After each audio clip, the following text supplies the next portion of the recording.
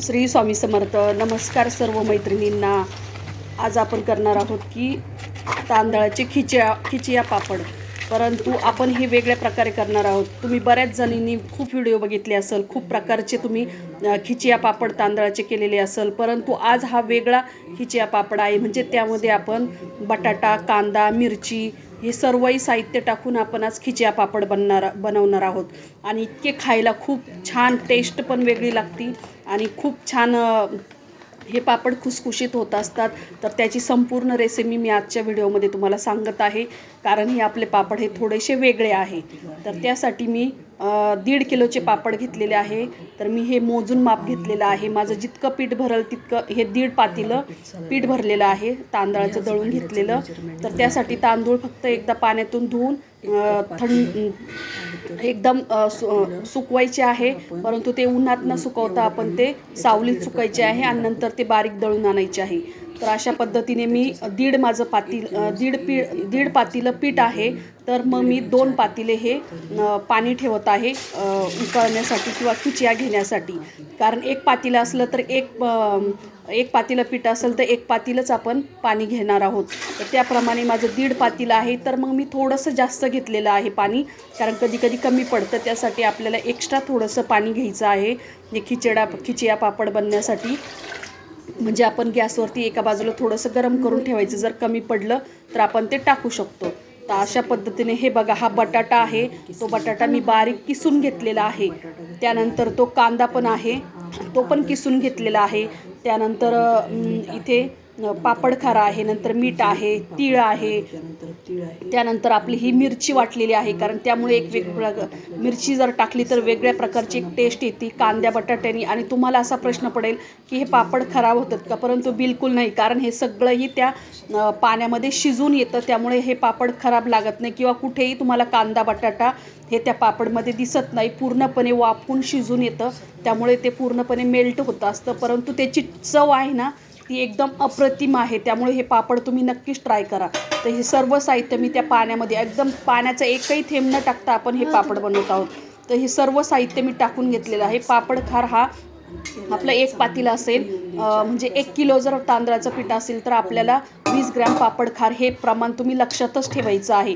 2 kilo असेल तर आपल्याला 40 ग्रॅम हे पापड खार घ्यायचं आहे. तर अशा पद्धतीने त्याला उकळी आली आहे त्या पाण्याला, आणि त्यावरती मी हे पीठ सर्वही टाकत आहे. एक महत्त्वाची टिप्स म्हणजे, मी जे तांदळाचं पीठ दळलं आहे ना, त्यामध्ये नेहमीप्रमाणे मी थोडासा साबुदाणा टाकलेला आहे. किंचित मूठभर असा साबुदाणा दळायच्या वेळेस टाकायचा.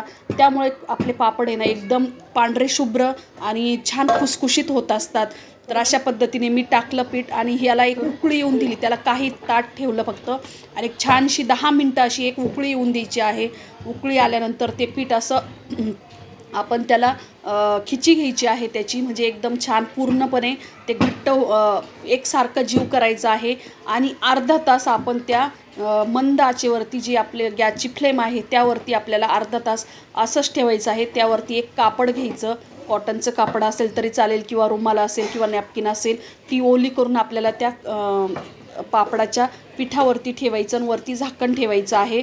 आणि अशा प्रकारे ते आपण खूप सारं हटवून घेतल्यानंतर अर्ध्या तासाने आपल्याला मगच ते ताट काढून मग पीठ कसं झालं आहे ते बघायचं आहे. तर ते पीठ आपलं इतकं छान मऊ सूत, आणि कुठेही त्या पापडाला भेगा पडत नाही किंवा कुठेही ते पापड रेलत नाही. खूप छान असे सहजपणे सोप्यापणे लाटले जातात. ते शिजल्यानंतर आपल्याला असं एक प्लास्टिकचा कागद घ्यायचा आहे, आणि त्या प्लास्टिकच्या कागदाला थोडंसं तेल लावायचं आहे, कारण ते पीठ चिटकू नये म्हणून, आणि त्याला मॉइश्चराईज व्यवस्थित यावं त्यासाठी. तर त्यानंतर आपल्याला हे पीठ चांगल्या पद्धतीने मळून घ्यायचं आहे. बघा किती एकदम छान, एकदम मऊसूत कापसासारखं आपल्याला हे पीठ एकदम मऊ मळायचं आहे, कारण त्यामुळे हे बघा छान मळलं. त्यानंतर मी त्याचे छोटे छोटे गोळे करणार आहेत, आणि छोटे गोळे करून आपण पापड यंत्रामध्ये ते दाबून घेणार आहे. परंतु आपण जर हाताने पापड लाटला ना तर त्याची टेस्ट ही वेगळीच असती. म्हणून मी थोडंसं किंचित पापड यातून दाबून घेत आहे, आणि त्यानंतर मी हे पापड सगळेही माझ्या हाताने लाटणार आहेत, कारण लाटलेले पापड हे खूप छान चवीला लागत असतात आणि आपल्याला जसे पाहिजे तसे आपण पातळ पापड बनवू शकतो याचे. तर अशा पद्धतीने मला जसे हवे तसे मी अगदी सहजपणे लाटता येतात आणि दिसायला इतके सुरेख दिसतात ना, आणि तळल्यानंतरही खूप छान हे पापड होत असतात. तर तुम्ही नक्कीच ट्राय करा. बघा हे मी कशी पूर्णपणे लाटून घेतलेले आहे. किती पातळ पापड आपल्याला झालेला आहे. कुठेतरी आपल्याला कांदा बटाटा दिसतोय का बघा तुम्ही.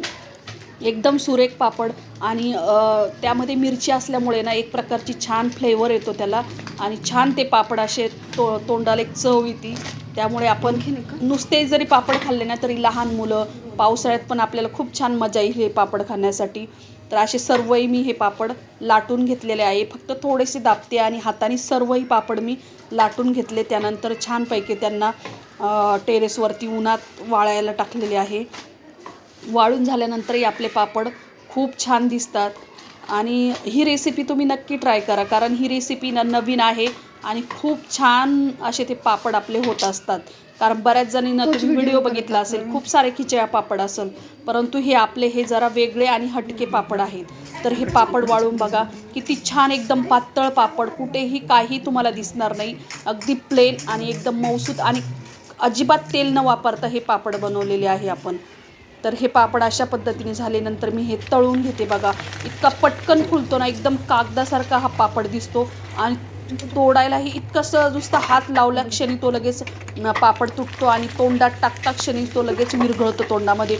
असे सुंदर आपले पापड झालेले आहे आणि सर्वही पापड मी असे करून घेतले. आणि आपला कच्चा पापड बघा तो किती छोटा आणि हा